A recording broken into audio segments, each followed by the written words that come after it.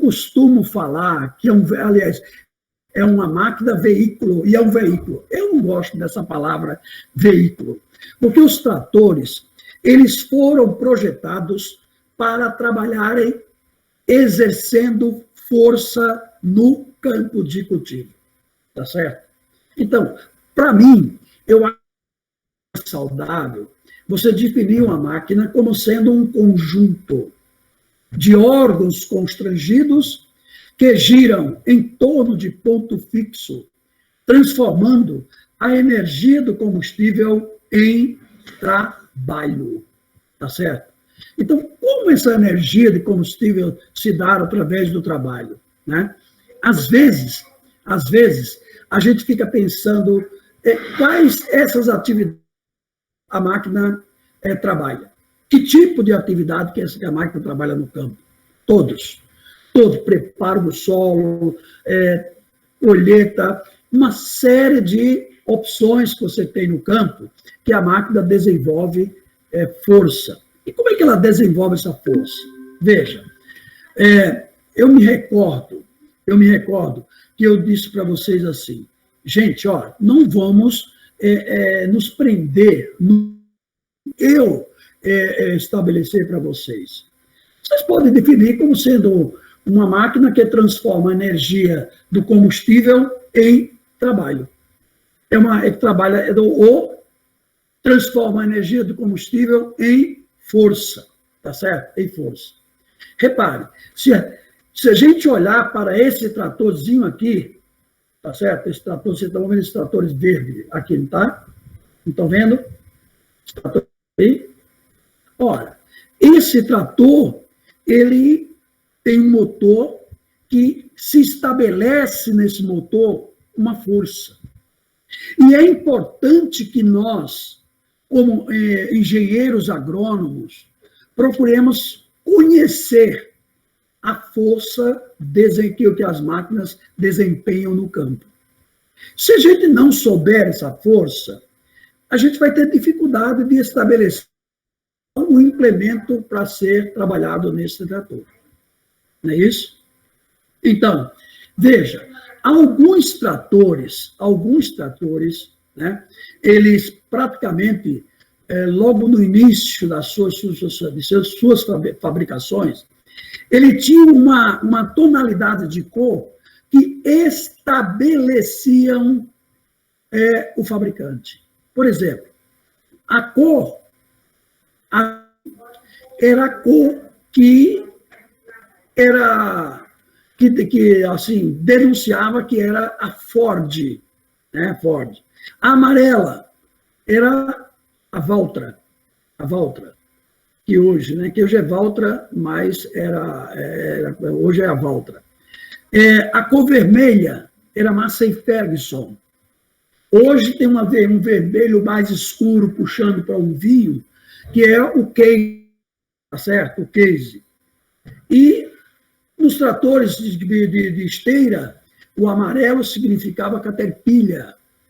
A Fiat Alice, né, que Fiat Alice, ela tinha uma tonalidade, digamos assim, laranja.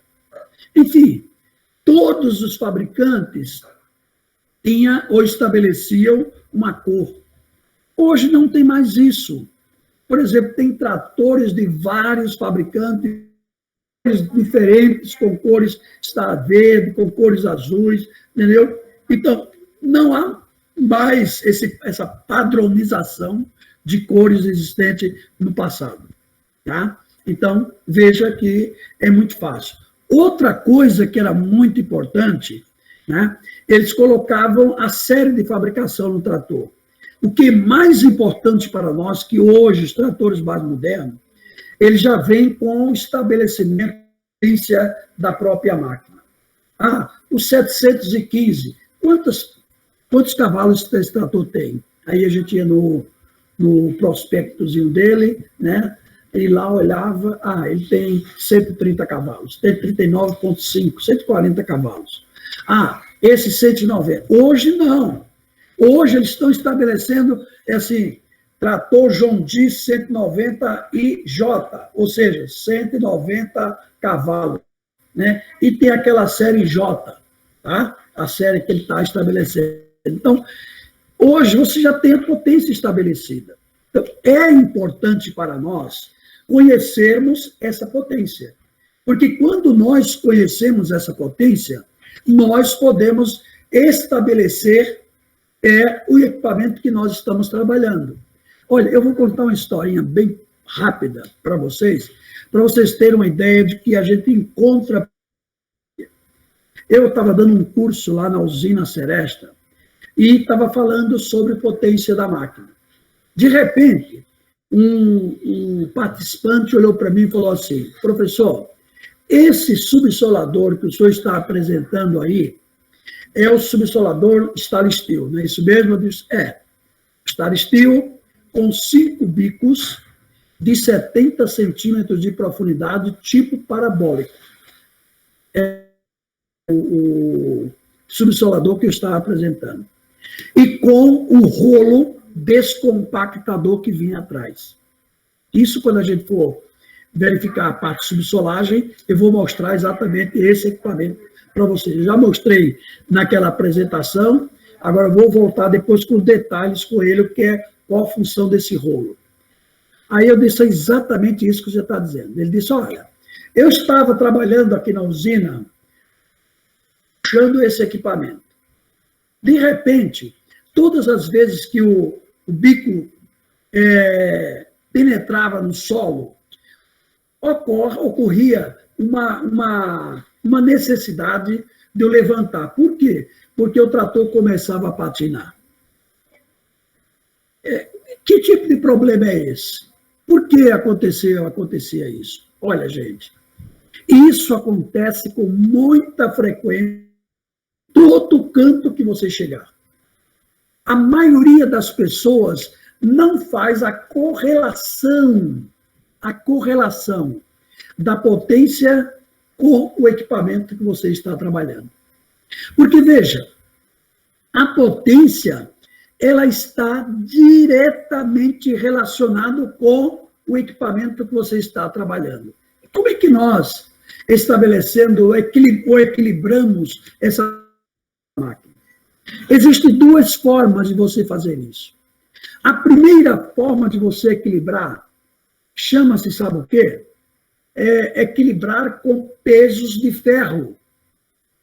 Então, eu posso chegar aqui no rodado da máquina, repare, aqui no rodado da máquina, e acoplar pesos da máquina. Eu posso, digamos assim, acoplar 5 pesos de 60 quilos.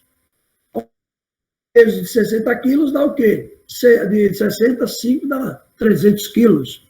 Posso colocar 300 quilos no pneu dianteiro, no pneu traseiro, e posso colocar no outro pneu traseiro mais 6 contrapesos de 60 quilos, que vai me dar 300 quilos numa roda e 300 quilos em outra roda.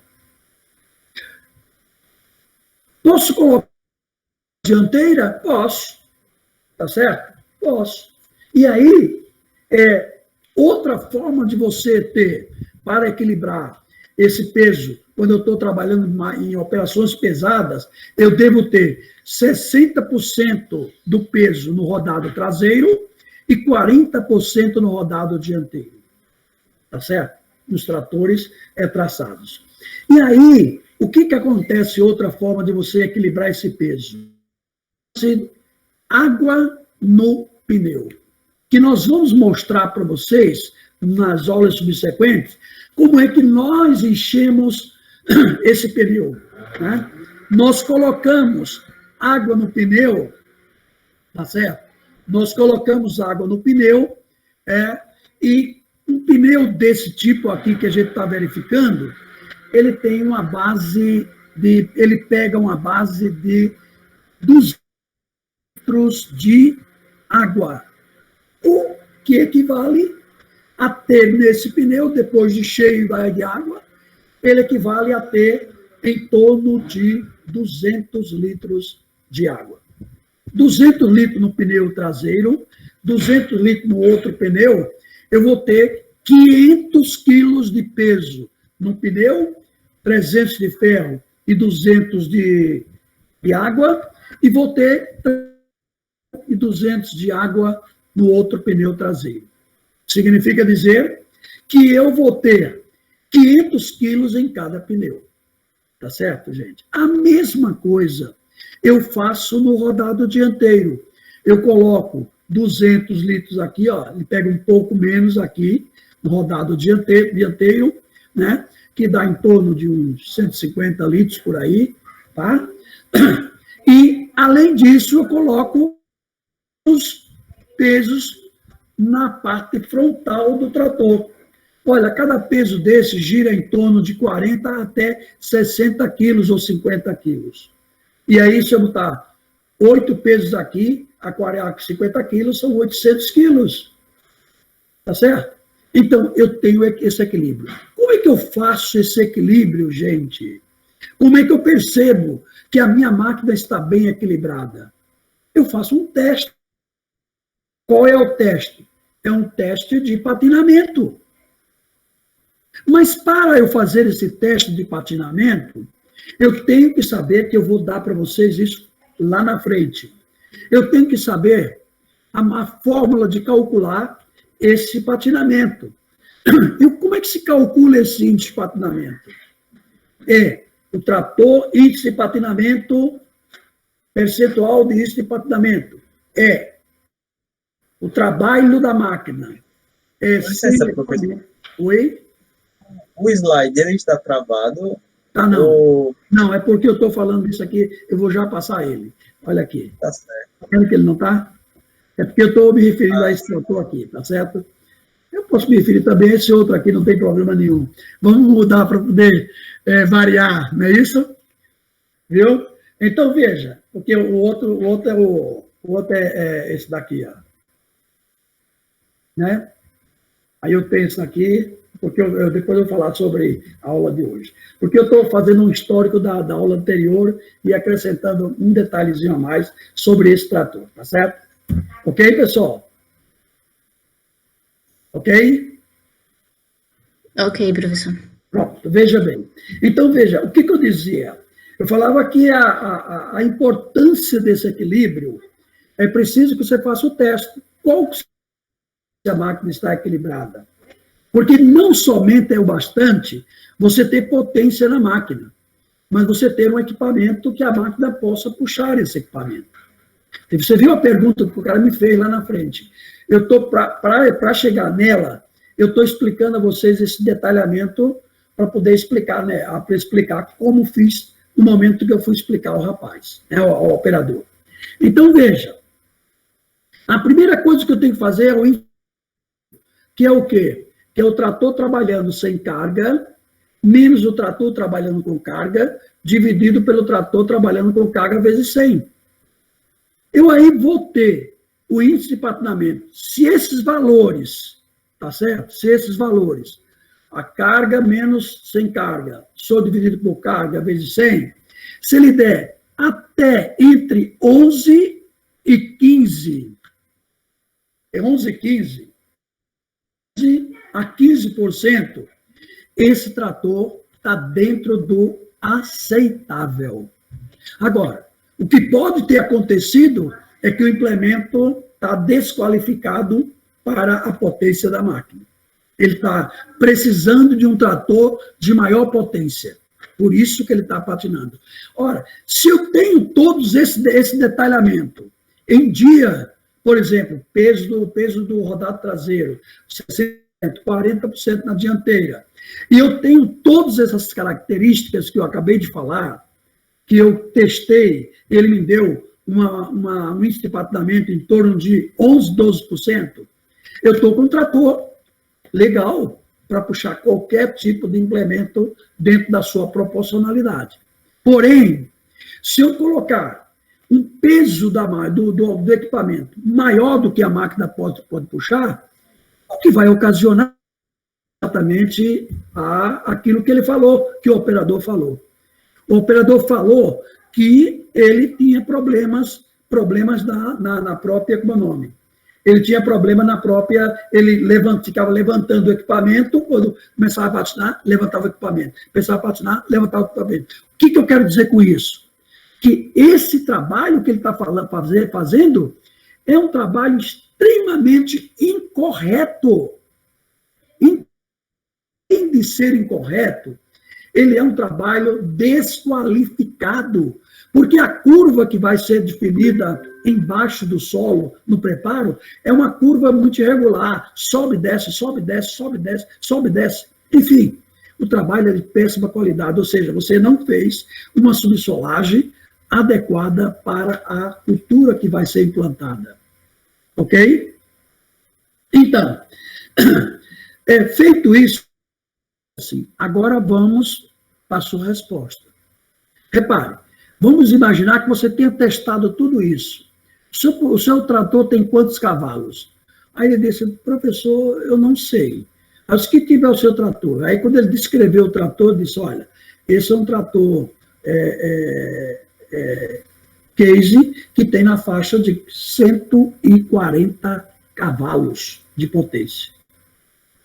Tá certo? 140 cavalos de potência. Quando ele se 160. E ocorre o seguinte, repare, que tipo de equipamento você está puxando? Ele disse, esse Star Steel. Eu digo, olha, esse Star Steel, ele tem 5 bicos de 70 centímetros de profundidade, além de ser um equipamento parabólico, ou seja, ele penetra muito bem no solo. Tá? Ele penetra cerca de 60 em média no solo. Em média, 60 centímetros. O que significa dizer também? Que esse bico, cada bico desse do subsolador Star Steel, exige em torno de 40 a 50 cavalos de potência. Ora, já matei a charada, gente. Se, por exemplo, você com 5 bicos, que ele produz 40 por bico, 5 vezes 4, 20. Ele vai exigir quanto? 200 cavalos. Se ele tem 160 cavalos, ele está com um déficit de 40 cavalos. Aí ele olhou para mim e disse assim, professor, mas acontece que esse trator tem uma reserva de torque de 30% a 35% de reserva de torque. Aí é outra história, meu amigo. Trator, reserva de torque é uma coisa. Você já viu reserva jogar eternamente no time? Ele disse, não. Assim mesmo é a reserva de torque. Ela não joga diretamente aos 35% dos 160%. Esse valor entra quando há uma necessidade. Por esta razão, é que vocês não podem contar com a reserva de torque. Reserva, o nome já está dizendo. Por isso que você conseguia ainda fazer alguma coisa. Porque entrava a reserva de torque, nem a reserva de torque resolvia, porque ela saía. Quando facilitava, ela saía. Você ficava só com 160. Enfim, às vezes o que parece para nós, gente, não é tão fácil como nós imaginamos. Ou a coisa tem um estudo elaborado, bem qualificado para o seu trabalho, ou você perde em qualidade, tá certo? Perde muito em qualidade. E aí, depois aí a gente vai discutir muita coisa a respeito de o porquê da subsolagem. Por que a subsolagem faz 40, 50 centímetros de profundidade? Qual é o objetivo disso aí? Tá certo? Nós vamos verificar tudo isso ao longo da nossa caminhada. Tá? Então, vamos mudar agora o slide. Bom, a aula de hoje, essa foi um preâmbulo que eu fiz da aula anterior, né? E para a gente entrar agora na importância desse tipo de máquina. Tá? Repare, primeiro a gente vai definir o que é motores. Tá? Definir motores. A definição, mais uma vez, eu falo para vocês. Cada um pode dar a definição que você entender. O motor é um produtor de força que transforma o combustível em trabalho. Não há problema nenhum. Tá certo? A definição é uma coisa que é muito particular de cada um. Tanto é que se você pegar qualquer literatura, o Miale, o Bage, o Odron Saad, qualquer Altimir Correia, qualquer que seja o autor, e se você pegar, quer uma definição de máquinas de motor, de trator, ele vai te dar uma definição completamente, definições diferentes. Mas eles começam a convergir para dentro do mesmo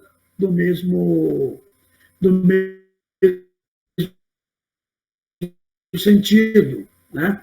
Aqui um breve histórico dessa mecanização. Isso a gente já viu na aula passada. Eu vou mostrar só para mostrar, né, que a importância que você tem, por exemplo, os motores de ciclo Otto, é o que a gente vai ver hoje, e os motores de ciclo diesel, que a gente vai ver, que é o Nicholas Otto, né, que foi o idealizador desse motor, e o Robert Diesel, que é aquele que idealizou o motor de ciclo diesel, né? Então, esses dois caras foi quem alavancou, né? Alavancou a história das máquinas agrícolas que vai produzir força, tá? Vai produzir força, e nós vamos mostrar ao longo da nossa caminhada que é importante para nós que realmente produz força, tá? E a gente vai ver isso, eu vou provar isso para vocês, tá? A constituição desses motores, como é que se constituem os motores, né? As suas partes, né? As suas partes internas, suas partes externas, tá? Então eu vou mostrar para vocês como é que na coisa mais simples que a gente puder mostrar.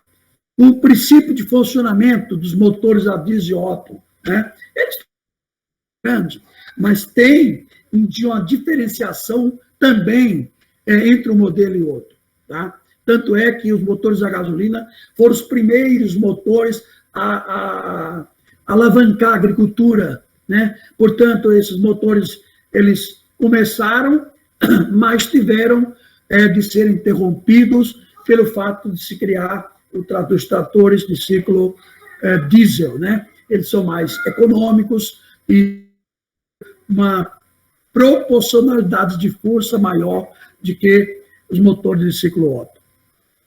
Sistemas auxiliares. Ora, é importante isso? É importante. Por que é importante? Porque, veja, sem os quais você pode ter, por exemplo, motor completo. Motor completo, está aqui, prontinho. Cabeçote, bloco e kart. Tá? E as partes internas, biela, vela, está tudo lá completo. Mas, se você não tiver o sistema, o motor não funciona. O motor não funciona. Tá certo? Sem os sistemas, quer dizer, sistema de combustível, sistema elétrico, sistema lubrificante e sistema de arrefecimento. Sem esses sistemas, sem os quais o trator não funciona. Todos eles têm a sua importância para o funcionamento desse trator. Tá certo? Então, a gente vai mostrar esse sistema. É claro, evidente que a importância deles, tá? Por exemplo, o sistema de lubrificação, ele tem vários mecanismos. Ele tem circulação forçada, ele tem salto. Todos fazem o mesmo trabalho. Lubrifica as partes internas do motor. Todos. Tá? Então, a importância de um é o suficiente para nós sabermos que o sistema de lubrificação lubrifica as partes internas do motor. Lubrifica parte da camisa, biela, a mola de segmento, o virabreque, né, os casquilhos. Então, ele dá uma lubrificada geral nas partes internas do trator. Tá? Então, sem os quais a gente tem que ter consciência de que não funciona. Olha o que eu falei agora há pouco. diferencial e reserva de torque, tá vendo? Diferencial é importantíssimo, porque o diferencial, ele transmite a força para os rodados traseiros, né? Ele transmite essa força para o rodado traseiro através de quem? Da coroa do peão. Ele transmite essa força para os dois rodados. Tanto é que eu sempre digo que, por exemplo, quando você está em cima do seu carro, que atola uma roda, você tenta tirar e não consegue. Às vezes, quando a gente atola a direita do trator ou direita traseira, atolou uma, sabe o que a gente faz? A gente pisa num dispositivo que tem no trator e a força daquela roda que está atolada, ela passa para a roda que não está atolada. E aí, sabe o que acontece? Ela fica com um sentimento de que não roda, não está rodando mais. Ela passa a força toda para outra roda. O que a gente dá, o trator consegue sair. Agora, quando as duas rodas se atolam, aí, gente, não tem outro caminho a não ser chamar o próprio guincho para puxar, ou chamar um outro trator para puxar, para que ele saia daquele obstáculo que está ali. Então, essa força da roda existente na distribuição da coroa de peão para os dois rodados traseiros, ele se dá quando existe aquilo que nós chamamos, que é mais importante, chamamos da força para que ele possa desenvolver a tração no campo. E tem aí a referência bibliográfica para vocês, ao final da nossa apresentação, para vocês consultarem essa revisão bibliográfica, ok? Então, vamos para o segundo momento. A linha do tempo é aquilo que nós já falamos na aula anterior, então não vou ser repetitivo de novo. Eu só estou colocando agora dois elementos aqui, né? O Rudolf Diesel, né? Que é o cara que inventou os motores ciclo diesel, né? Motor ciclo diesel, e o Nicholas, né? Que foi o cara que praticamente inventou o motor de ciclo Otto, né? Que é uma diferençazinha que a gente vai para que a gente possa diferenciar muito bem o que seria um elemento do outro, ok?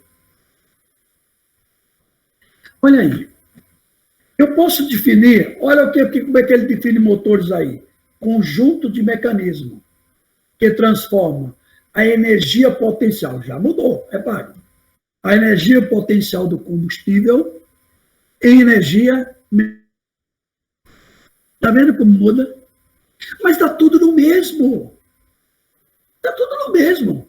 Se eu disser, é um conjunto de órgãos constrangidos que gira em torno de pontos fixos, porque o motor gira em torno de pontos fixos. É até uma definição mais completa, né? Transformando a energia do combustível em força ou trabalho.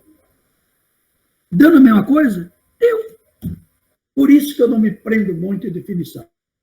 Prefiro que você desenvolva um raciocínio, tá? E, por exemplo, eu gosto muito nos testes, eu gosto muito que você desenvolva um raciocínio, né, em cima daquela pergunta. Aliás, eu esqueci de perguntar para vocês se vocês viram o material que eu postei para vocês a respeito daquelas 11 perguntas. Vocês viram?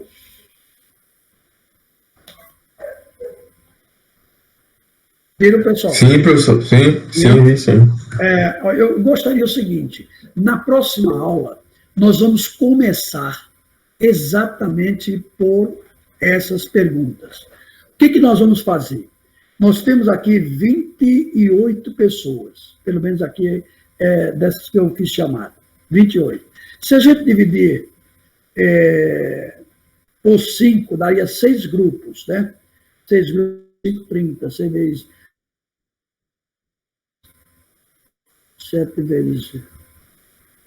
vezes 4, 28. Pronto.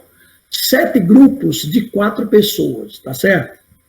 Então, eu não vou determinar quem são os grupos. Vocês mesmos é quem vão estabelecer pela afinidade que vocês têm com seus colegas, tá? Então, você, por exemplo, eu vou formar um grupo com Juliana e Elida, um grupo, né? A Elida vai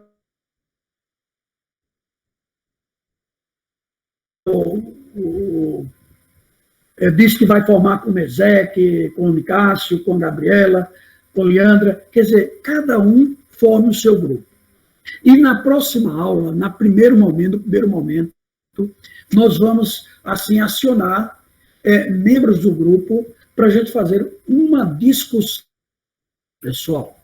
E eu não quero, assim, que você faça definição como um menino de grupo. O que é motor? Motor é isso, isso, isso. Tudo bem, você define o motor e diz o que é que você pensa sobre o motor. Entende? Como força, como um elemento de força, como um elemento que faz qualquer tipo de atividade do campo, que tem uma potência limitada. Você está entendendo? Então, eu queria que vocês fizessem uma discussão nesse... Por que eu penso isso? Porque vocês, quando a gente começa a discutir, fazer uma discussão desse nível, eu acho que a assimilação que nós vamos colocar em nossa mente é muito mais proveitosa do que uma simples definição, tá certo? E em cima das informações que vocês vão me dar, eu vou já colocando, digamos assim, todas as vossas aulas, eu vou dar para vocês trabalharem, tá? Para vocês trabalharem. E em cima disso, nós vamos, assim, colhendo notas para a gente chegar na primeira avaliação e chegarmos na segunda avaliação, tá certo? Eu fico muito preocupado, sabe? Mais preocupado que vocês tenham um bom entendimento de que a minha avaliação ela é uma coisa secundária. A avaliação é uma coisa que eu faço por uma questão muito mais de cumprir tabela, tá certo? Por que cumprir tabela? Porque a universidade exige que tenha uma primeira avaliação e uma segunda avaliação. Por esta razão, eu faço as avaliações, mas eu gosto muito mais, assim, de seminário, de vocês, assim, um material, sabe, fazer uma discussão de material, para que vocês possam ver o nível que a gente está chegando. Está entendendo? Isso, para mim, é o que é o mais importante, ok? Então, a gente já inicia a próxima aula de sexta-feira. Aliás, é feriado, né? Sexta-feira da próxima semana. É feriado, parece, né? Isso, professor, Sexta-feira feriado. da Paixão. É sexta-feira da Paixão. Então, a gente faz na outra aula, viu? Na outra aula a gente faz e já começa a trabalhar esse detalhe. Quer dizer, vocês vão ter um tempo bem maior para vocês me darem um trabalho assim, muito mais de qualidade do que a turma de isotecnia, que tem até terça-feira para fazer isso, ok? Pois bem, então veja, sobre os motores de combustão, né, do clube de combustão, e motores de ciclo Otto, né, o motor de combustão interna, né, esses motores de combustão interna, eles ganharam espaço muito grande. Porque, olha, se a gente lembrar os primeiros tratores, nossa, foi um sufoco, gente. Olha, pesquisadores da época, eles faziam tratores mais ou menos a dimensão daqueles tratores Miller. Os tratores Miller eram um trator grande, tá certo? Era um trator muito grande, que tinha um peso fantástico, um peso grande, né? Por que tinha isso? E olha que ele já corrigiu bastante a questão do peso. Mas os primeiros tratores tinham um comprimento de quase 30 metros de comprimento. Eram tratores que pesavam em torno de 40 toneladas. Hoje um trator de pneu pesa em torno de 15, 18 toneladas, 9 toneladas. tá certo? 9 toneladas, 10 toneladas, 7 toneladas. Os tratores primeiros pesavam até 40 toneladas. Sabe por quê? Porque os pesquisadores daquela época, eles imaginavam que o peso tinha uma relação com a aderência no solo. E, ao longo dos anos... Ia ser para compactar silagem, né? De 40 toneladas. Como é que é? Um trator desse seria bom para compactar a silagem, né? Que é dado para 40 toneladas. Não tenha dúvida nenhuma. Não tenha dúvida nenhuma, viu? Mas, olha, aí os pesquisadores imaginavam, sabe, o peso, ele tinha relação com a fixação, com o não patinamento da máquina no campo. Mas eles começaram a perceber que mesmo com tratores pesados, em torno de 40 toneladas, mesmo assim, os tratores ainda não patinavam. E aí eles começaram, pera lá, eu acho que não tem muito a ver o peso com o patinamento. Aí eles a repensar a questão do peso dos tratores. E começaram a repensar de tal modo que eles começaram a ver, vou diminuindo.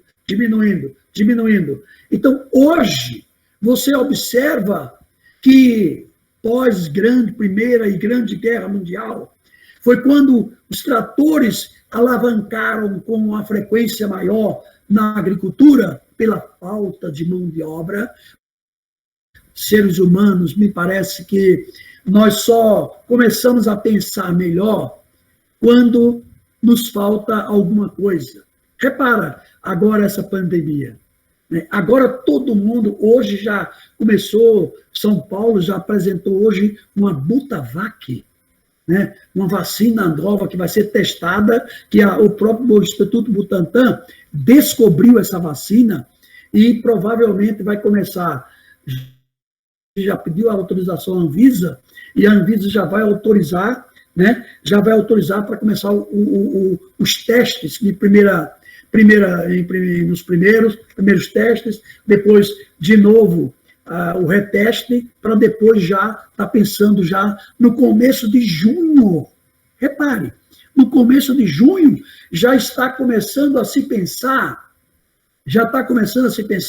de como vai ser vacina, ou seja, as vacinas vai estar já pronta para ser aplicada a partir do mês de junho. Repare, então, quando o cerco nos incomoda, quando a coisa está nos incomodando, me parece que nós começamos a pensar melhor, tá? Começamos a raciocinar melhor e começamos a querer produzir melhor. Foi assim que aconteceu com a agricultura também. Agricultura, depois da Primeira, Segunda Grande Guerra Mundial, a escassez de mão de obra foi total. Isso a gente falou lá naquele histórico. Foi total a escassez de mão de obra. E aí, aconteceu o quê? Aconteceu que começou a pensar, naquele momento, em 1811, foi lançado os primeiros tratores com combustão interna, foram realizados. E naquele momento, olha, ele já dizia, para se testar as máquinas, é preciso ter peça de reposição.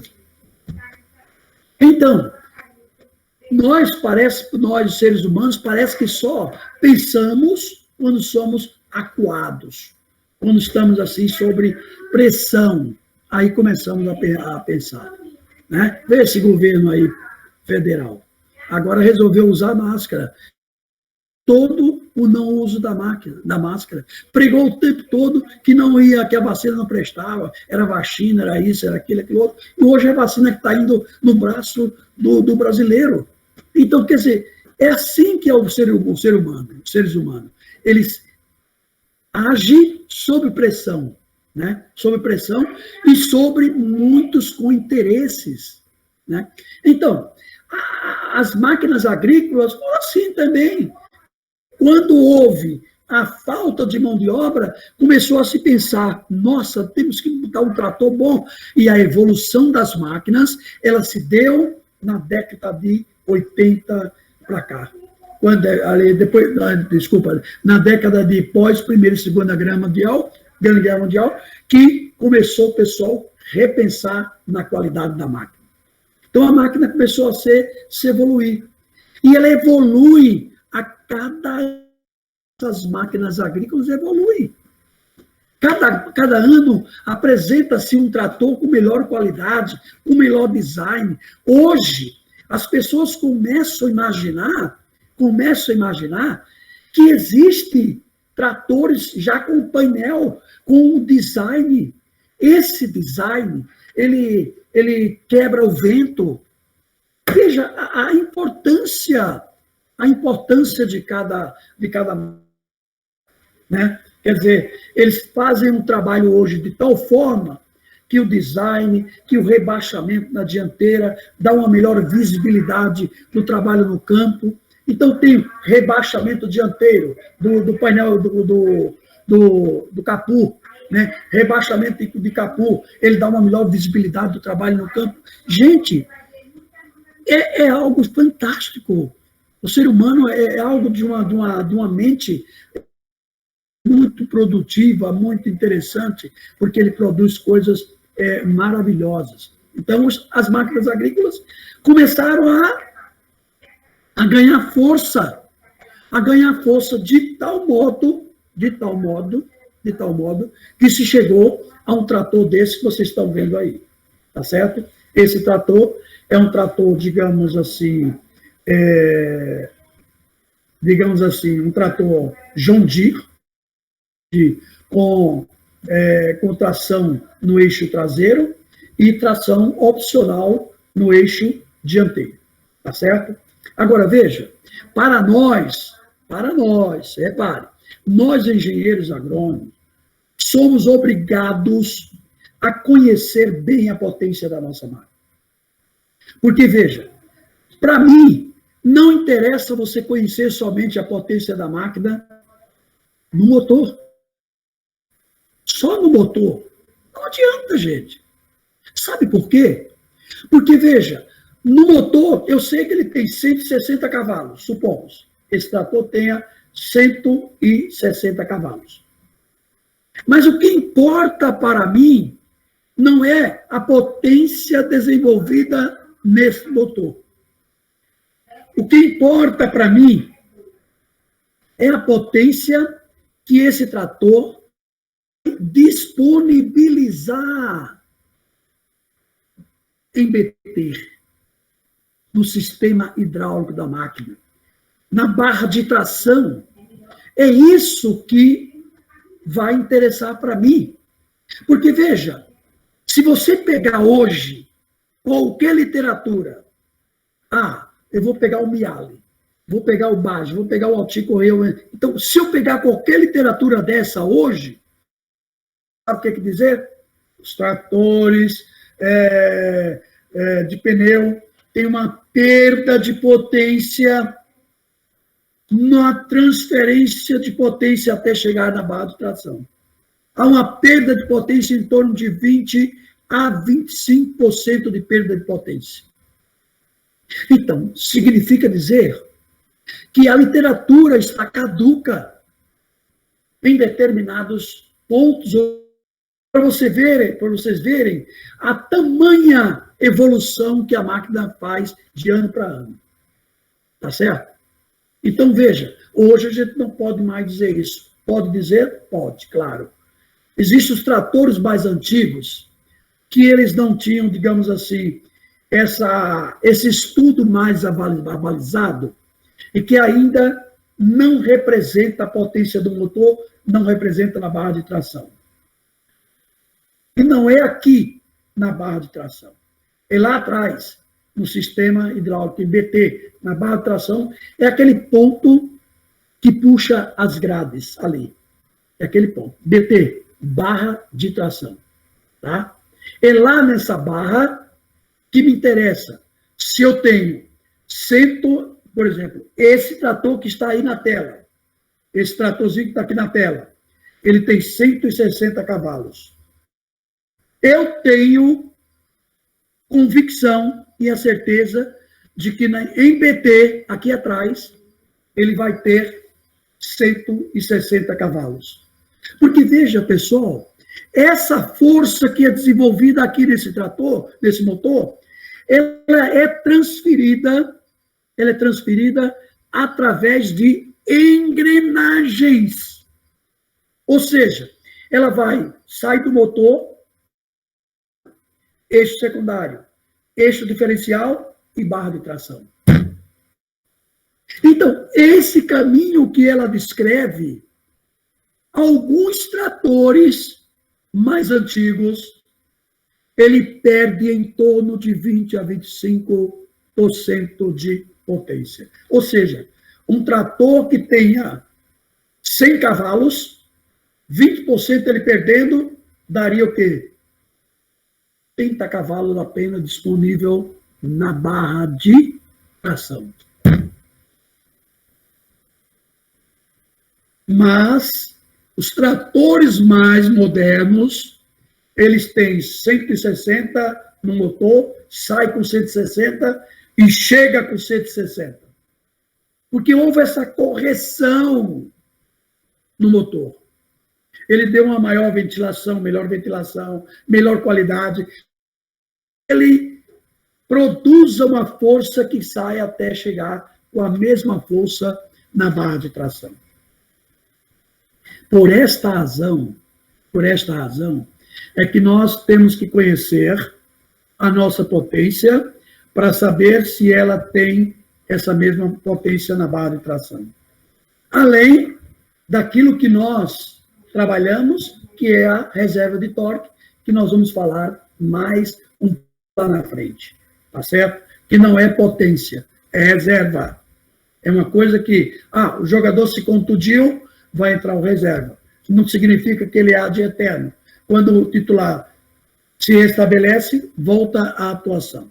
Tá certo? Então, é exatamente esse tipo de trator. E aí, esses tratores de combustão interna, eles apresentam um fator interessante, né? A combustão deles, o cabeçote e o pistão. Tá certo? Aquele espaço que tem, que nós vamos mostrar daqui a pouco, tá? Que facilita, que faz com que essa combustão aconteça dentro dos tratores de 4 tempos, motores de 4 tempos, que tem a admissão, a compressão, e a expulsão dos gases. Muita gente fala assim, admissão, compressão, explosão, escapamento. Eu não gosto muito desse termo explosão, porque para mim, uma coisa que explode é uma coisa que bota tudo pelos ares, tá certo? Há uma combustão. O que é essa combustão? É o encontro do combustível com o ar menos rarefeito. Aí acontece a combustão, ou seja, o motor é acionado, né, através daquela força, daquele impacto que existe entre os dois elementos que fazem exatamente fluir esse acionamento do próprio motor, ok? A constituição dos motores, olha como a gente está vendo aí, tá vendo, gente? Motores é o que nós chamamos de partes fixas do motor. Essas partes fixas do motor são fundamentais para o funcionamento do motor. Tá? Para vocês conhecerem melhor essas partes fixas do motor. Essa primeira parte aqui, tá certo? A minha setinha está apontando bem, não está, pessoal? Professor, dá para ver. Pronto. Então, essa parte fixa aqui do motor, ela é chamada de cabeçote. Tá certo? Parte 1, cabeçote. Aqui está muito legal. Essa segunda parte que vai daqui até aqui, essa segunda parte aqui, ela é chamada de bloco do motor. E a terceira parte, que é essa parte aqui embaixo, mais escura, que é aqui, ainda faz parte do bloco, que são as partes móveis. É o volante, né? O virabreque e a biela. O colo da biela, o casquilho que está por aqui. Então, essa parte mais escura é chamada de kart. Por que é chamada de kart? É o reservatório onde o óleo lubrificante fica depositado. Então, você tem a parte de baixo, que é a parte chamada de kart. Dentro dessa parte aqui, do óleo que nós colocamos através da parte de cima lateral, que a gente coloca em cima o óleo, ele desce e fica localizado toda essa parte. E aí, existe o que nós chamamos de pescador, ou bomba de óleo lubrificante, que é o pescador porque ele fica dentro do óleo. E é interessante esse pescador funcionar bem. Tá? É muito interessante, porque, por exemplo, uma certa vez, nós fomos do Pão Açúcar convidados pela usina Coruripe para dar um diagnóstico de um motor que bateu o motor de um trator com 6.700 horas. Ora, teoricamente, eles têm uma durabilidade de 15.000 horas de sua vida. Partindo do pressuposto de que um trator, para ser viável dentro de uma propriedade, ele tem que trabalhar, no mínimo, 1.000 horas por ano. A literatura diz 500 a 1.000, arredondo logo. 1.000 horas por ano. Sabe o que significa isso, pessoal? Assim, você pode até dizer assim, mas Ailton, cara, é muito fácil trabalhar 1.000 horas por ano. Não, gente, não é. Não é porque nós temos um inverno muito curto. A gente tem praticamente quase 45, 50 dias, no máximo 60 dias de inverno. Onde acontece graças à bondade de São Pedro. E muita gente trabalha em cima da bondade de São Pedro. Tá certo? Claro que algumas usinas do Estado, com maior potencial, alguns produtores com maior potencial, eles têm a irrigação própria, o que pode trabalhar numa faixa maior, no espaço maior. Mas nós temos que fazer um planejamento para aquele que é o mínimo, é o máximo do mínimo. Tá certo? Então, nosso planejamento é dentro de um momento que a máquina possa trabalhar. Porque não é dentro desse espaço de 40, de 50 ou de 60 dias que a máquina trabalha todos os dias. Não. Sabe por quê? Porque o teor de umidade do solo é tão alto, porque quando ele atinge um patamar acima do friável, que nós chamamos, que é em torno de 8%, acima desse 8%, né? A máquina não trabalha, porque se ela for para o campo, vai fazer bobagem, vai patinar, vai fazer um serviço de péssima qualidade. Ok? Então, é que nós não nos preocupamos muito com relação à questão da quantidade de horas. A gente tem que se preocupar muito com essa questão do planejamento, porque é muito importante o planejamento para que a máquina... Porque se você... Olha, gente, se você chegar... A primeira coisa que eu chego numa propriedade, aí eu falo logo assim, cadê a súmula desse trator? Aí o cara diz, mas que... Não, você não tem consumo de combustível? Tem. Me dá o consumo de combustível. Eu digo, me dá aí a hora desse trator. Quando eu olho a hora do trator, que tem tratores que trabalham numa propriedade 30, 40, 100 horas por ano. Gente, essa máquina está roubando o bolso do agricultor.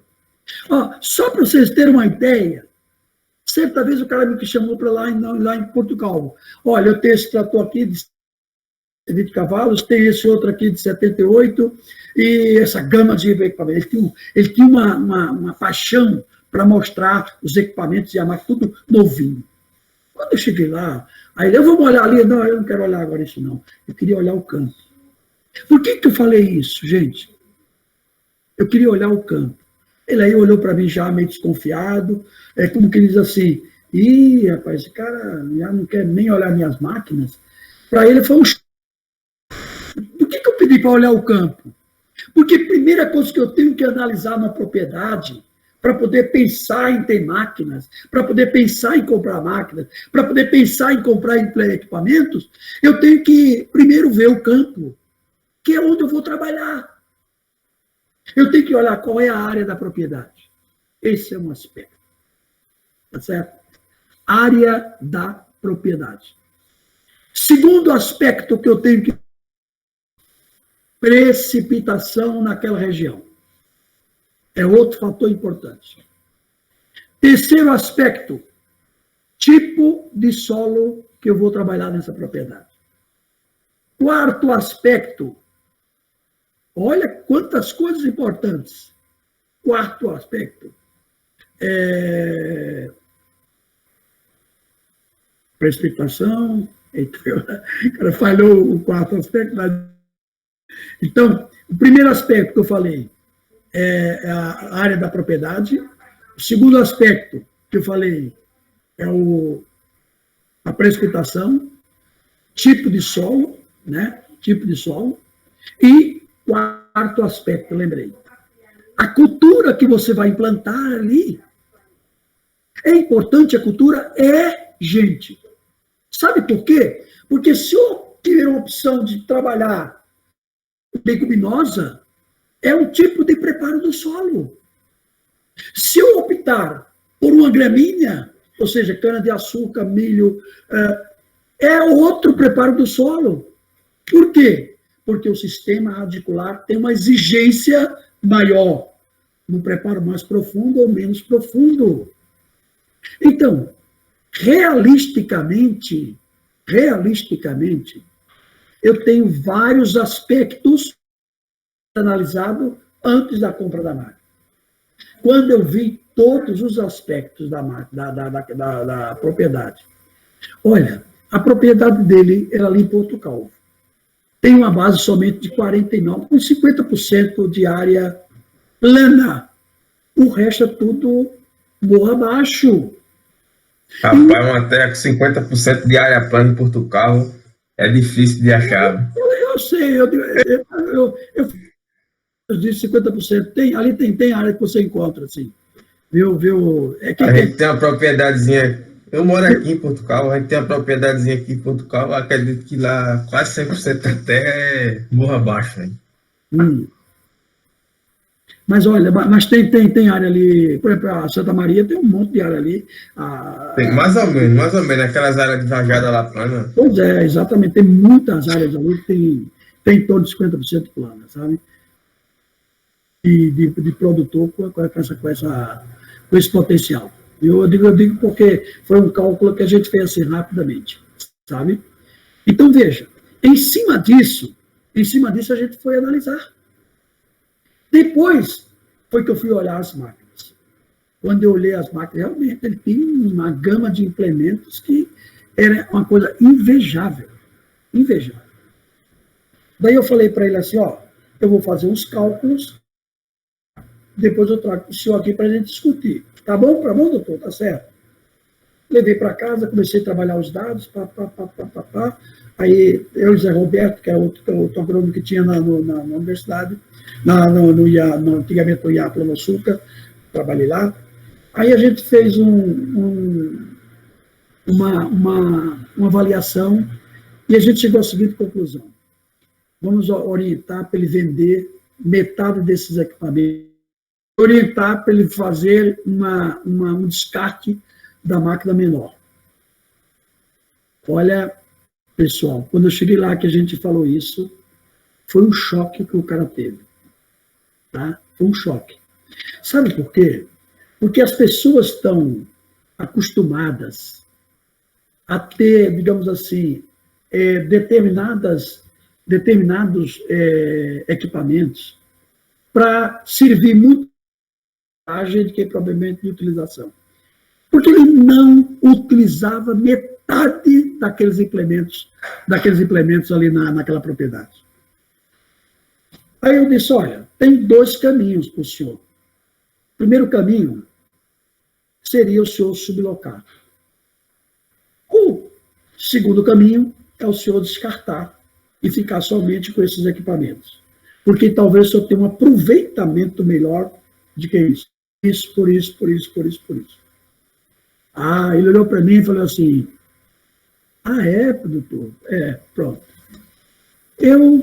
Foi a gota d'água, porque perdi a minha boquinha, que eu poderia estar lá comendo devagarinho, mas foi a gota d'água, porque ele disse, tá, doutor, depois eu falo para o senhor para alguma coisa. Me pagou, porque eu... E sabe quando foi que ele me chamou? Mais nunca. Eu encontrei, por acaso, em uma das áreas, em um dos encontros de cana-de-açúcar, que eu encontrei ele lá no IAP, no Açúcar, na época, né? E perguntei para ele, não, porque não sei o que lá, botou uma desculpa para lá, desculpa para cá, mas eu sei por que foi. Exatamente por isso, porque eu fui correto, fui honesto com ele, em dar um diagnóstico que ele tinha que fazer o planejamento dele em termos de trabalho. É assim que a gente trabalha, gente. A gente tem que planejar. Bom, porque sabe quanto é o custo de uma hora de uma máquina dessa? Hoje, o custo de produção hoje com cana-de-açúcar está girando em torno de quase 40%. 35%, 40%, 44%. O custo hoje é muito alto. E por ser alto, é que a gente tem que ter um cuidado muito grande quando a gente vai planejar o trabalho no campo. Ora, quantas gradagens eu vou dar? Uma gradagem é o suficiente. Vou aplicar um produto e vou dar uma gradagem. Eu vou aplicar um produto e vou fazer uma subsolagem cruzada, em diagonal, porque aí eu vou fazer a sucagem como fosse um cruzamento com a subsolagem. É assim que a gente para diminuir custo de uma propriedade. E vocês serão cobrados disso quando chegarem dentro da propriedade. Olha, eu gasto tanto, e eu quero que você me reveja esses cálculos. Para isso, a gente tem que saber fazer o custo-hora da máquina, que talvez seja o próximo assunto nosso que a gente vai trabalhar. Custo-hora máquina. Como calcular o custo-hora de uma máquina. Tá certo?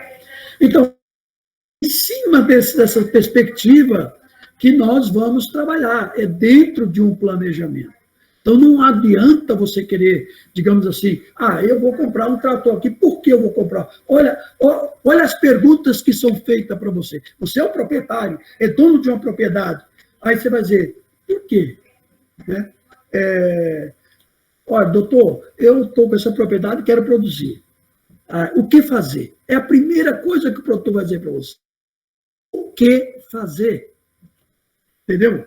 Aí você, primeira coisa que faz, você vai fazer um diagnóstico da propriedade. Qual o diagnóstico? Análise de solo, análise química, análise física. O que o senhor pretende plantar, doutor? Fulano tal. Eu pretendo plantar aqui cana-de-açúcar.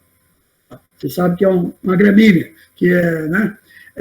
Vamos trabalhar um solo mais profundo. Que tipo de trator que eu vou pegar? Trator assim, assim, assim, assim, ou com o subsolador assim, assim, assim. Então, é esse planejamento que você tem que fazer. Porque se a sua máquina não trabalha dentro da sua propriedade, você tem que repensar. Eu vou sublocar. Mas tem produtor que ele é tão orgulhoso e tão, assim, mesquinho, que não quer compartilhar com o teu vizinho uma qualidade melhor do preparo do solo. Ele prefere de que propriamente ele ceder para o seu vizinho trabalhar um bom solo. Não sabe ele que aquilo vai ter um reflexo também no campo dele, em termos de menos digamos assim, se ele tem um controle bom de pragas, se o outro não tem, reflete nele também. Então, são essas coisas que a gente tem que fazer e que pensar. Não tem um custo baixo. A máquina tem um custo alto e a gente vai ver isso lá mais para frente, ok? Então, essas são as partes, né? São as partes que nós chamamos de partes fixas de um motor. Tá? E dentro dessa perspectiva aqui, aquilo que a gente falou, às vezes você tem, por exemplo, um pescador aqui sem funcionar mal, né? Quando a gente foi chamado na cruz, descobriu que o problema estava na bomba. Essa bomba estava jogando uma quantidade de óleo menor e que lubrificava, mas não era o suficiente. Por isso que aconteceu o problema que aconteceu no motor por conta exatamente da falta de lubrificação suficiente no motor. Né? Então, essas são as partes físicas, partes importantíssimas para o bom funcionamento. O cabeçote. Olha, o cabeçote, ele tem a função, né? Aqui tem a parte superior, né? Normalmente os cabeçotes dos motores, ele tem a função de resfriar. Toda a água circula aqui no cabeçote, ó. Tá vendo? Toda a água circula no cabeçote. Você veja que entre o cabeçote e o bloco, a gente tem uma eita, agora está falhando. Uma junta. A junta. Essa junta suporta, tem altas temperaturas. Tá certo? Muitas vezes a gente diz assim, mas o meu motor está passando água do cabeçote para o motor. Sabe o que é? Ele queima a junta. Quando queima a junta, a água passa. Aí se mistura com óleo, que não se mistura bem, né, com óleo, e começa a ficar uma lubrificação mais comprometida, né, e, obviamente, que termina acontecendo outro tipo de problema. Então, há uma junta entre uma parte fixa e outra parte fixa, tá?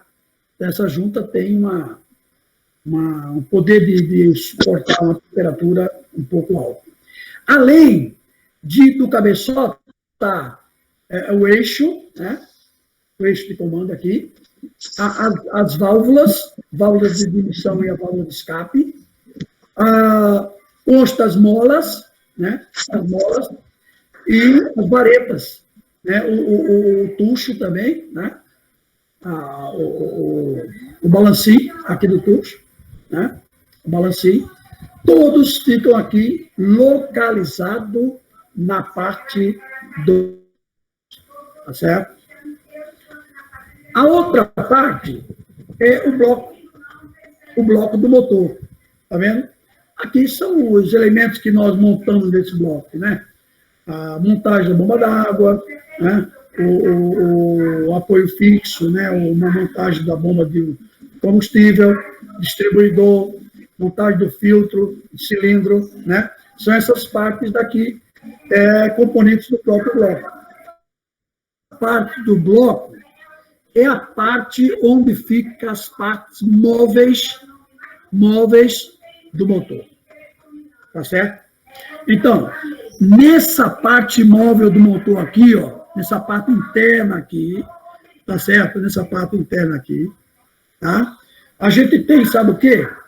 A gente tem biela, a gente tem virabreque, a gente tem o eixo de comando, eixo dela, tá? Aro de manivela. A gente tem os casquilhos, olha os casquilhos, importantíssimo, tá? Então, todos esses elementos, tá? São exatamente os componentes que a gente vai ver mais na frente, que são os componentes que ficam dentro desse bloco, tá certo? O bloco é o motor, que onde recebe inicialmente toda a lubrificação que vem do próprio kart que nós mostramos na transparência ou no slide anterior. Tá? Olha ele aí, de novo. Né? O kart do motor. Né? Esse kart aqui é o local, o reservatório que acumula o óleo, né? Acumula todo o óleo que lubrifica partes internas do motor. Sem o lubrificante, o motor trava. Tá? O motor trava. Quando ele trava, é pela falta de lubrificação, que ao longo do tempo vai dando um desgaste no colo da biela e, consequentemente, nos casquilhos. Tá certo? Então ele começa a dar, a biela começa a afogar, e aí começa o desastre a acontecer. Ok? Então, as três partes do motor são cabeçote, bloco e kart. Né? Câmara de combustão. Eu falei para vocês agora há pouco, anteriormente, numa slide anterior, que eu tinha a câmara, ela se localiza muito pequeno entre o bloco e o cabeçote.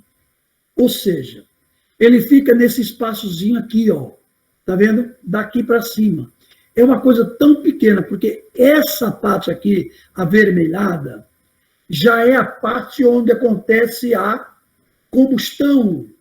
Ou seja, a combustão se dá encontro do combustível e o ar com a vela. Isso significa os motores de ciclo Otto. Ciclo Otto. Ok? Então, veja. Olha o detalhamento aqui que acontece.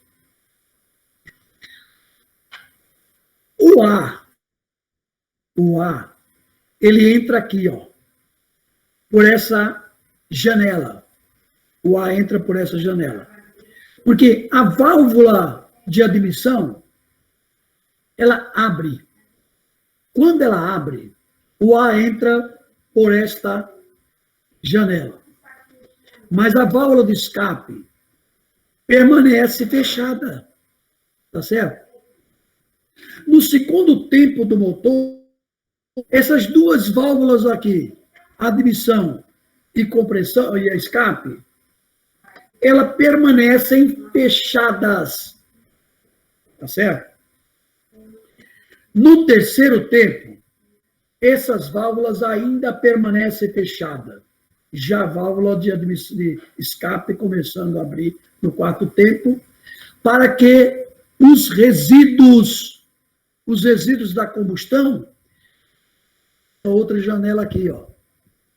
Tá vendo aqui? Saiam por essa janela. Tá certo? Então, ocorrem exatamente os 4 tempos do motor. Né? O pistão parte do ponto morto superior, que é aqui, PMI, e vai até o ponto morto inferior, que é o PMS, ponto morto inferior. Parte do ponto PSI, ponto morto superior, para o PMI, que é o ponto morto inferior. Quando ele faz esse percurso aqui, é quando essa válvula abre e o ar atmosférico entra no motor. E por onde é que o ar atmosférico entra? Pelo filtro. E aí a gente tem o filtro primário, secundário. Então, o sistema de arrefecimento, que nós vamos ver lá na frente, esse sistema de arrefecimento, ele pode se dar por ar seco, por ar molhado, tá certo? Por exemplo, os tratores Ford, né? Os tratores Ford mais antigos, né? Eles tinham um sistema de molhado. Então, o ar passava pelo purificador, ia até o purificadorzinho, né? Com um litro de óleo, 2 litros de óleo, 1 litro de óleo. Ele tomava o banho, depois subia e entrava no ar, no motor, completamente limpo. Olha, o que parece para nós algo monstruoso e grosseiro, uma ferragem muito grande e uma coisa grosseira, o que parece uma coisa grosseira é uma coisa sensível. O motor é de uma sensibilidade que talvez o ser humano não tenha a sensibilidade que o motor tenha. Do material, de uma limpeza do ar, de uma limpeza do combustível tão grande do que o próprio ser humano. Você vê o combustível, quando ele entra, quando o ar entra, é assim, completamente puro. Passa por 2 filtros para chegar no motor. O combustível passa pelo filtro primário, filtro secundário, bomba injetora, e é injetado na câmara. E aí, sabe o que acontece, gente? Sabe o que acontece? Acontece a combustão. E essa combustão, a exigência desse combustível limpo, é porque o impacto no cabeçote é tão grande que se, por exemplo, alguma impureza passar pelos filtros, ela pode ter um impacto tão grande que muitas vezes, ao longo do tempo, pode furar a cabeça do cabeçote. E aí, o produtor tem um prejuízo terrível. Tá certo? Um prejuízo terrível. O serviço de motor hoje é um valor estupidamente caro. Tá certo? Hoje, deixa o cara meio na canela, viu? Tira as calças do cara. Tá certo? Então, ela apresenta essas formas. Claro que essa queima se dá ali. E a gente vai ver mais na frente outras movimentações que vai mostrar como que isso se dá. Né? A princípio, eu quero que vocês vejam as partes internas, as partes móveis internas. Está vendo aí? O comando de válvula, aqui em cima. O volante, né? O volante. A árvore de manivela. Está vendo aqui, gente? A árvore de manivela. Essa parte toda. Quando os 2 descem aqui, esses 2 sobem. Quando esses 2 baixam, esse daqui sobe. Esse sobe. Quando os 2 baixam, é como uma manivela. Uma manivela. Faz isso, ó. Entendeu? 2 sobe, 2 baixo, 2 sobe, 2 baixo, 2 sobe, 2 baixo. Esse é o funcionamento. É o que a gente chama ciclo completo de uma volta da árvore de manivela. Muita gente chama virabrequim. Eu não gosto muito desse termo. Eu gosto mais desse termo árvore de manivela. Muita gente chama virabrequim. Esses são os balancins, né, que ficam acoplados na válvula, lá em cima, no eixo do comando. Né? Essa é a mola, esse é o casquilho, tá vendo aqui? Olha aqui os casquilhos. Olha, veja, esse casquilho sempre tem um orifíciozinho, tá vendo? Ó? Tem sempre um orifício. É por esse orifício que o óleo entra no motor. É por esse orifício que o óleo entra no casquilho e lubrifica as partes internas com a biela. Tá certo? Aqui é o tucho. Aqui o pistão. Olha aí, gente, o pistão. Tá vendo aí? Olha o espaço da câmara aqui, ó. Tá vendo aqui? É aqui onde se dá a combustão, tá vendo? É um impacto muito grande, tá certo?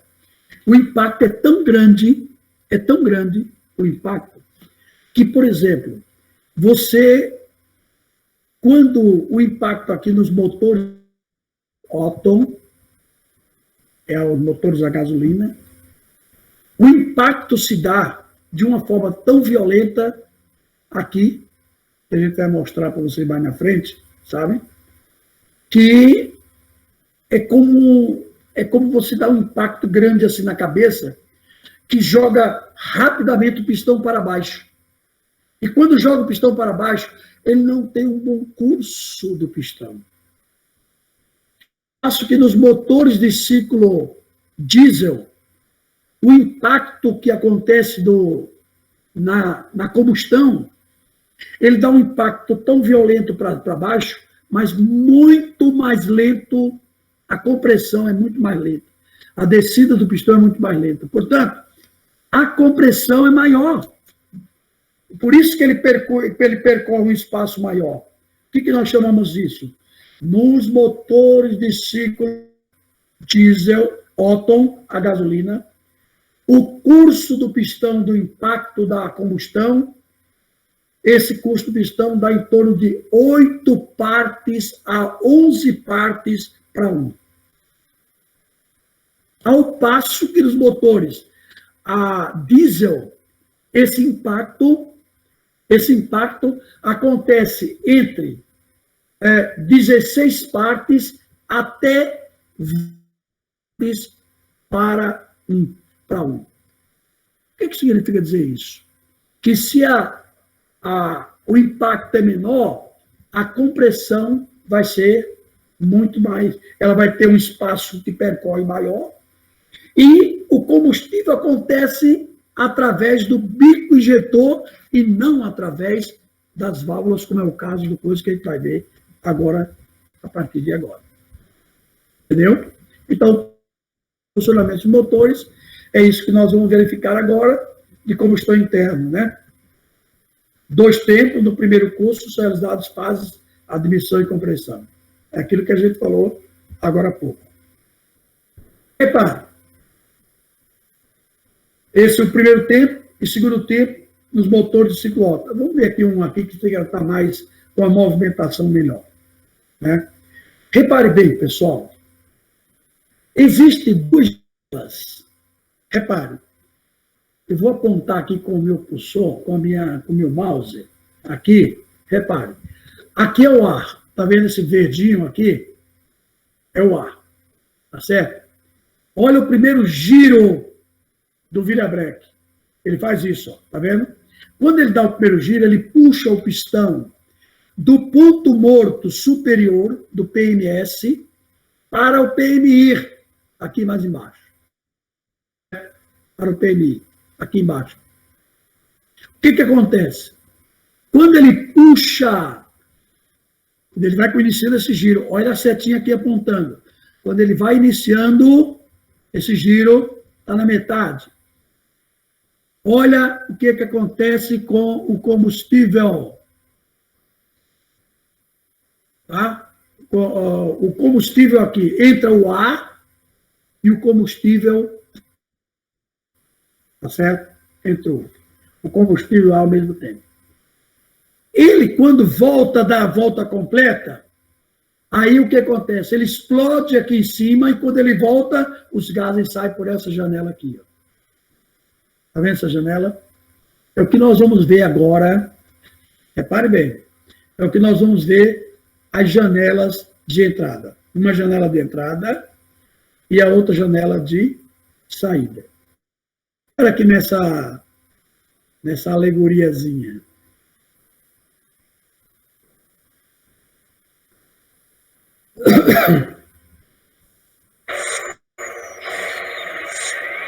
Aos Tanfoworks é legal saber.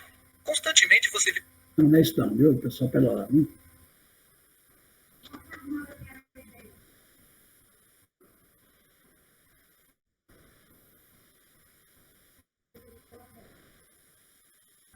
É esse daqui.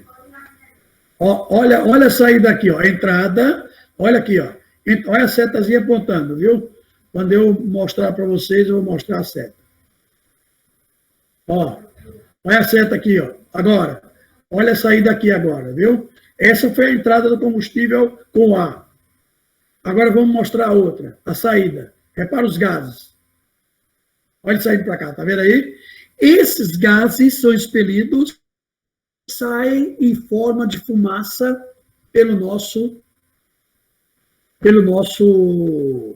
cano de escape, tá certo? Aquele cano de escape, sai aquela fumaça, ele é exatamente essa fumaça que ele expele os gases, aqui expelido, tá vendo? Os gases são expelidos exatamente para mostrar, ó, aqui, ó a entrada daqui e ó a saída, tá vendo? Então, aí entra aí, e fica acontecer nos motores de dois tempos, tá certo? Então, basicamente, né, uma das diferenças que existe entre o motor de ciclo diesel e o motor de ciclo Otto são exatamente alguns aspectos interessantes, né? Que no motor de ciclo Otto, a expansão do custo do pistão é bem menor, porque o impacto é grande e a expansão nos motores a diesel são maiores.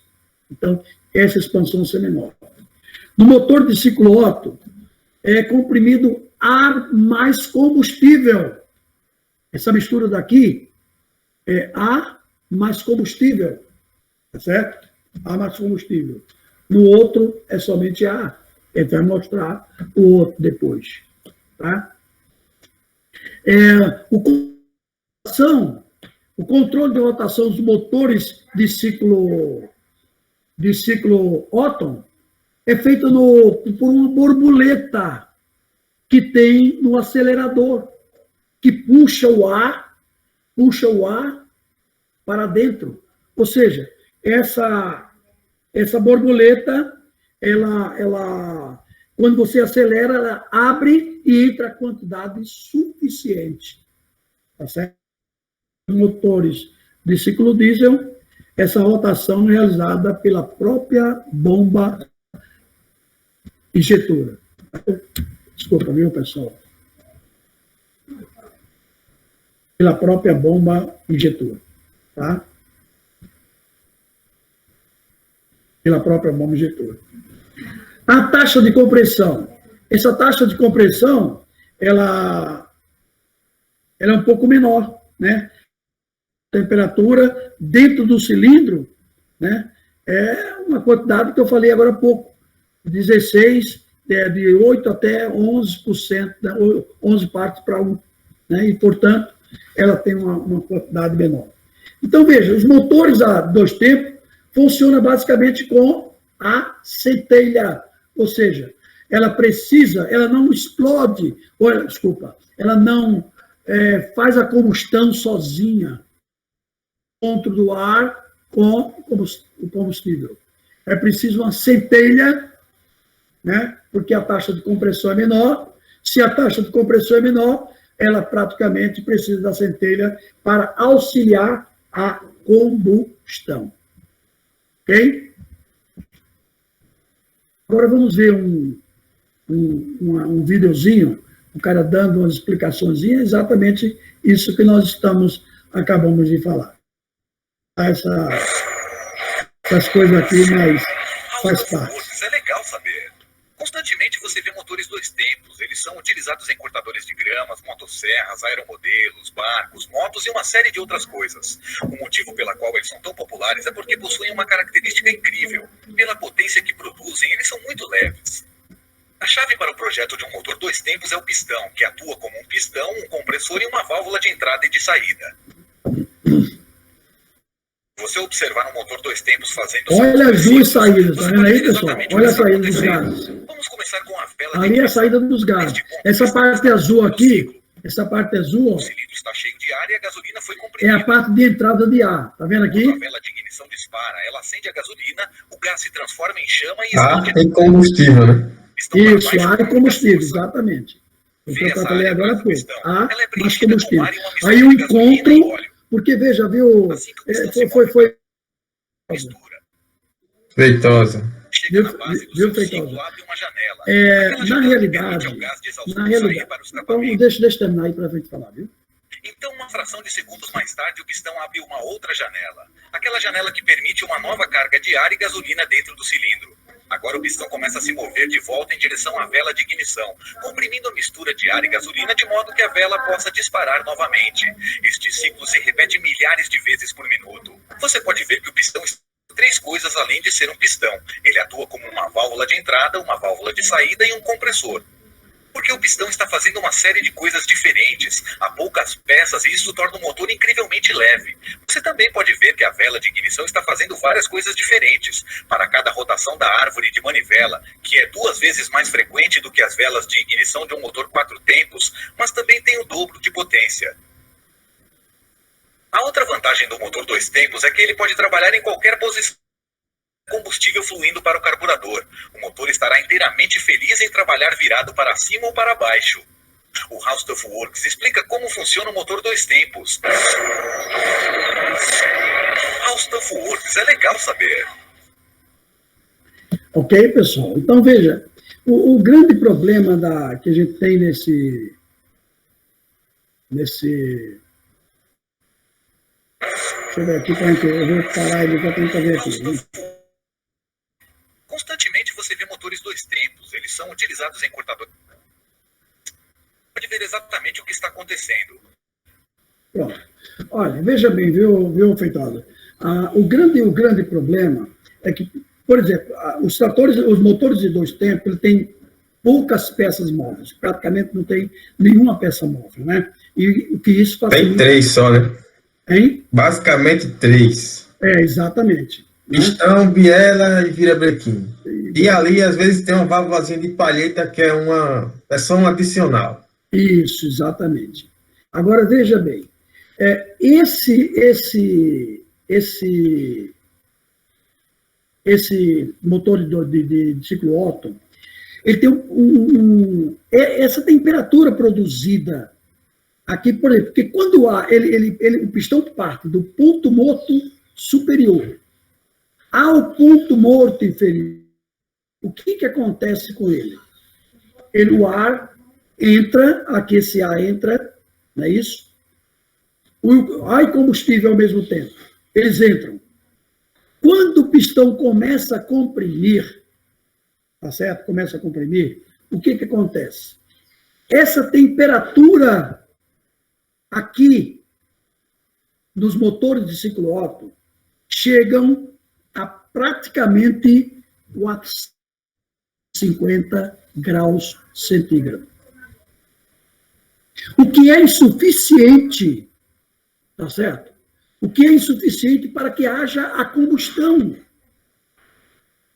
Não há condições, desculpa, não há condições de você fazer um motor desse, acontecer a combustão com uma temperatura de 400. Por isso que os motores de ciclo Otto, eles necessitam da fagulha. Necessitam da fagulha para ajudar a combustão. A combustão só acontece quando existe a fagulha. Até porque essa taxa de compressão é em torno de 8 partes, 8 a 11 partes para 1, é muito baixa. E aí o motor não explode. Ok? Então, nos motores de ciclo Otto, nós precisamos da fagulha para auxiliar na combustão. Que ele vem, ele vai, leva e a vela joga faísca. E aí, puf, acontece a combustão. E aí os gases, quando ele parte do ponto morto superior para o ponto morto inferior, os gases saem, são expelidos e nova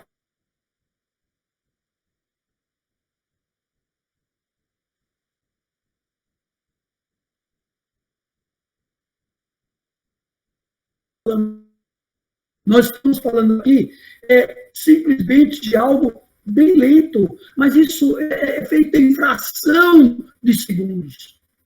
Ele dá uma volta completa em fração de segundo. E isso se repete continuamente. Continuamente. Agora a gente vai ver qual é a diferença, sim, de esse para o outro, do motor de 4 tempos. Princípios de funcionamento do motor 4 tempos. Admissão, compressão, explosão, escapamento. O motor de ciclo Otto, né? Esses mesmos tempos eu vou ter os motores de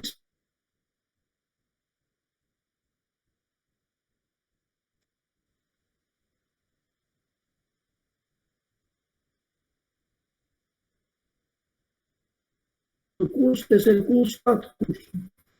Está vendo aí? Ele chega. Olha aqui, ó, a válvula de admissão. Ela abre, está vendo aqui? E a de escape permanece fechada. Olha as duas janelas. Janela de ar, entrada de ar, saída de ar. Certo? Então, a válvula de admissão abre, ele começa a iniciar o processo. No segundo pistão, no segundo curso do pistão, o ar vai subindo.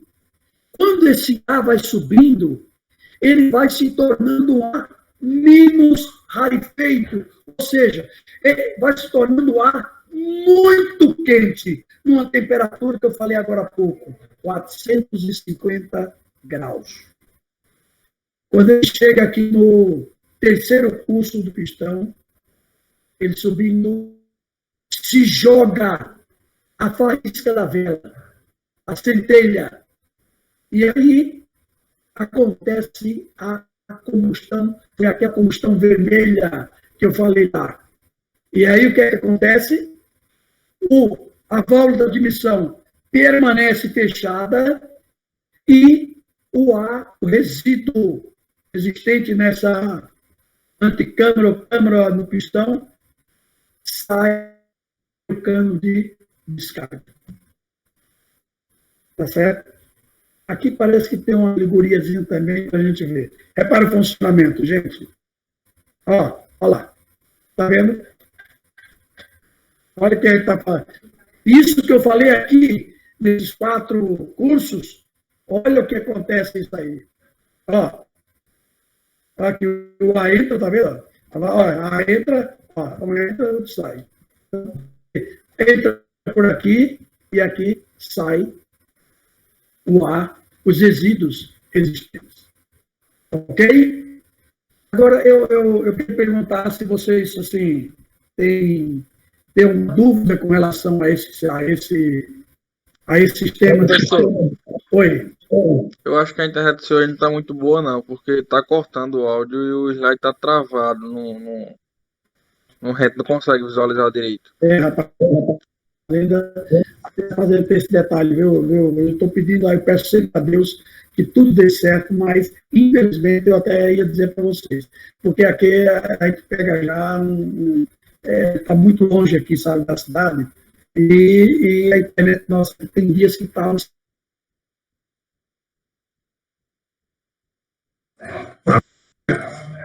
Agora mesmo cortou, foi tudo. Ô, Feitosa, tá me ouvindo bem aí? Eu tô. Estou ouvindo você bem. A gente não tá lhe ouvindo, não, professor. Não está me ouvindo? Agora tem hora que volta, tem hora que para. Cortando bastante. Realmente. Olha, pelo menos eu gostaria. Vocês estão escutando agora? Estão ouvindo? Agora tá ouvindo, mas tá falhado, né? Aquela voz falhada. Mas olha, eu vou repetir aqui sabe? Eu vou repetir aqui para ver se vocês, assim, olha, eu falava que o primeiro curso do pistão, a válvula, ela abre de admissão, abre, o ar entra. E aí o pistão vai do ponto morto superior ao ponto morto inferior. É o primeiro curso. Segundo curso, as duas válvulas permanecem fechadas. E aí, quando vai no segundo curso, o ar vai se tornando menos rarefeito. Ou seja, ele esquenta, vai esquentando, porque ele não tem para onde sair. Aí a vela joga uma centelha no terceiro curso. Tá certo? A válvula joga uma centelha. E aí, vai para o quarto curso, onde a válvula da admissão permanece fechada e a válvula de escape abre, os resíduos saem do cano. Professor, tá travando muito, viu? Dá para entender não o que o senhor tá falando. Jesus, quando começa assim, minha filha, olha, e essa semana foi chuvosa aqui, sabe? Hoje que deu uma esquiadazinha, sabe? Aí, realmente, ela começa... Vocês preferem que eu faça uma repetição só desse pedaço agora de motor de papel aqui? Um pouquinho. A gente não tá entendendo, professor, o que você tá falando. Tá cortando muito mesmo. Pois é, então vamos fazer o seguinte, viu? A gente suspende e na próxima aula eu mostro de novo essa partezinha daqui. Tá certo?